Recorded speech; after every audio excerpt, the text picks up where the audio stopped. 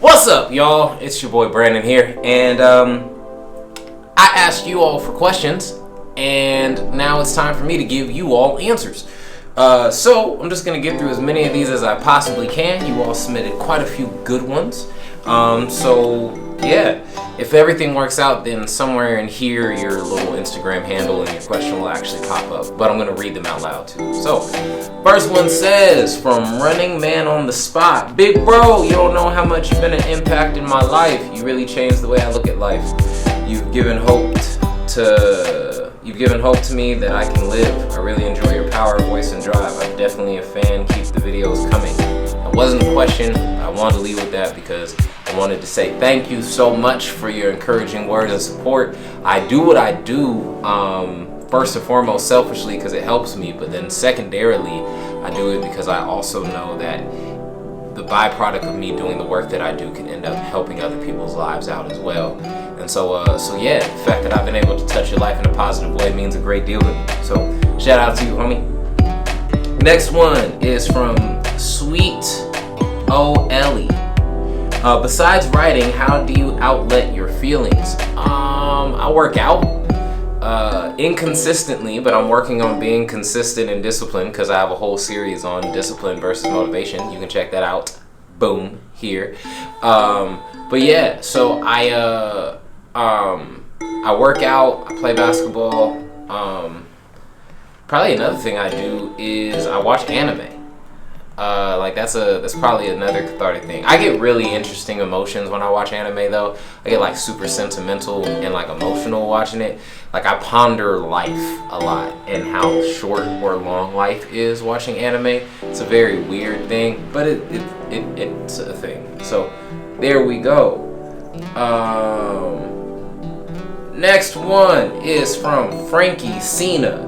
A stage that I would love to perform on.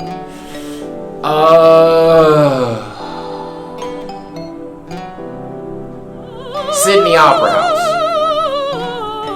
Unexpected, but yes, I would love to do that. I think that'd be really cool. I don't know if a poet's ever been on that type of a stage. Next one is from mcan.da with 2 A's. What course did you pursue and did it go well for you so you decided to do poetry? I'm assuming you're referring to my time in college. I started off as an English major, and I had a teacher who sounded like the Visine Man, who would read all of the stories in our English class, and it was a Shakespeare class, and I fell asleep 4 times in a single class. Not like over the course of like weeks, but no, in like a single day, I fell asleep like 4 times. And what ended up happening was I woke up and I walked out of class and I said, I can't do it no more, and I became a psychology major. Graduated from my college with a bachelor's in psychology with a minor in English and theology. And yeah, I would say I use a lot of psychology in my work because the understanding of how to make people feel with words and performance is a psychological trait in which you can learn how to touch people. And so I utilize, it's like when you study music, right? Like certain chords and vibrations inevitably lend people towards feeling a certain way. The same way word placement and structure can do the same thing. So if you can place your words particularly and utilize them well, then you can inevitably make people feel however you want them to feel with whatever you say. And so, well, to an extent, right? It's not like a foolproof thing. We are still talking about art here. But yeah, so that's, I would say it serviced me well. Good question. But our next question is from Emma._.Matson stating, what small things do I do every day to help relieve stress? Not because I expect someone with so much popularity to have all the answers to this question. I feel like being in the spotlight can cause you stress, so what's your remedies?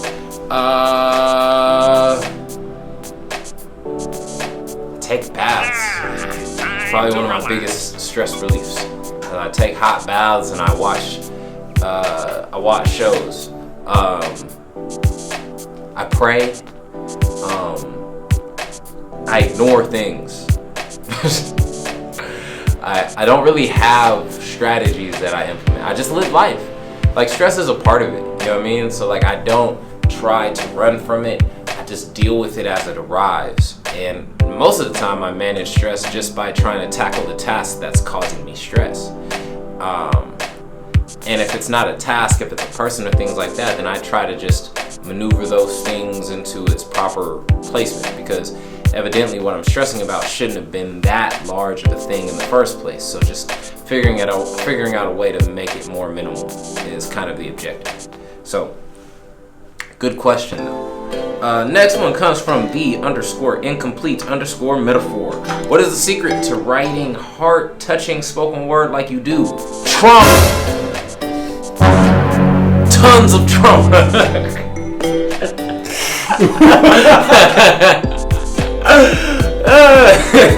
Brown Halloween.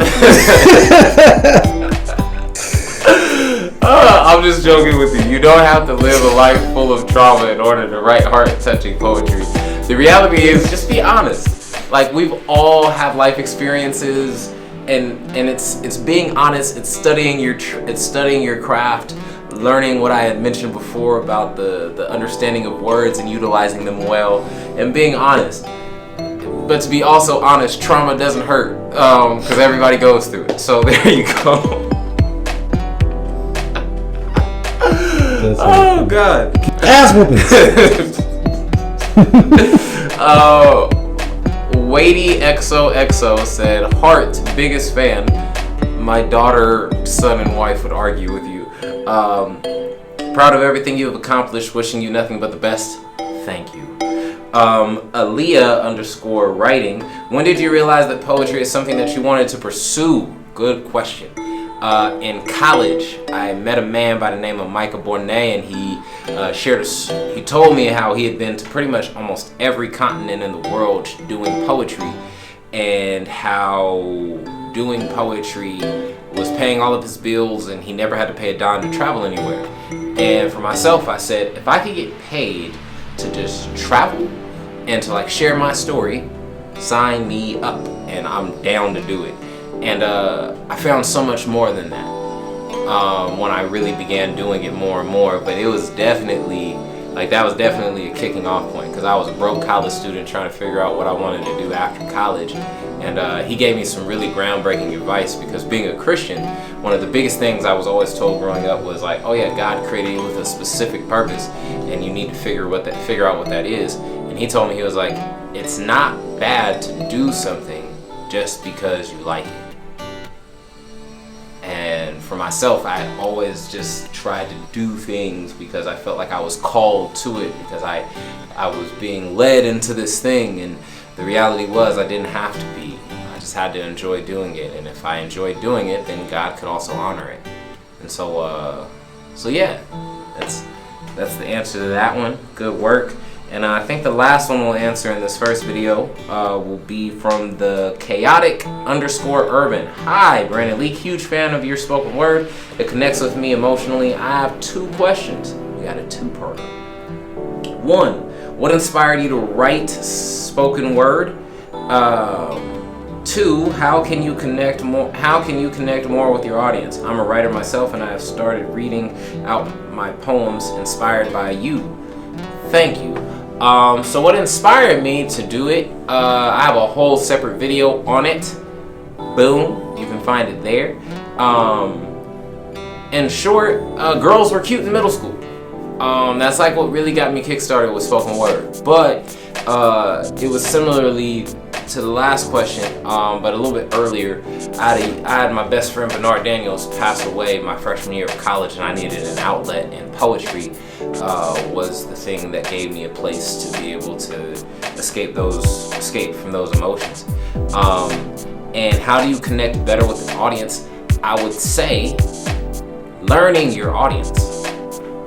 Most artists don't take that time, right? Like understanding their demographics, doing all of the analytical work sucks as an artist, but it helps. Like, it really helps. It gives you the opportunity to be able to learn the people, and the people who love your work and why they love your work, and being able to then either dive further into that, or then also branch out to include new people into it. So yeah, like, use your social medias to learn analytics on them. Like when you do events, like look at the crowd and see who's there. Talk to them afterwards and be like, hey, like, why do you like my work?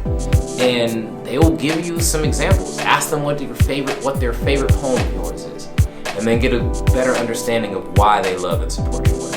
So yeah, but in regards to that, that is video number 1 of answering y'all questions. If you like this type of a video, give me a thumbs up by clicking the like button, leave a comment, and never forget to subscribe to the channel. We're releasing at minimum 2 videos a week. Trying to get that up to 3, but I'm hoping to garner like at least 1,000 views a video before we start doing 3 videos a week. So yeah, if you want more content from me, then just make sure that you're watching and get your homies to watch. Share this thing, and see y'all on the next one.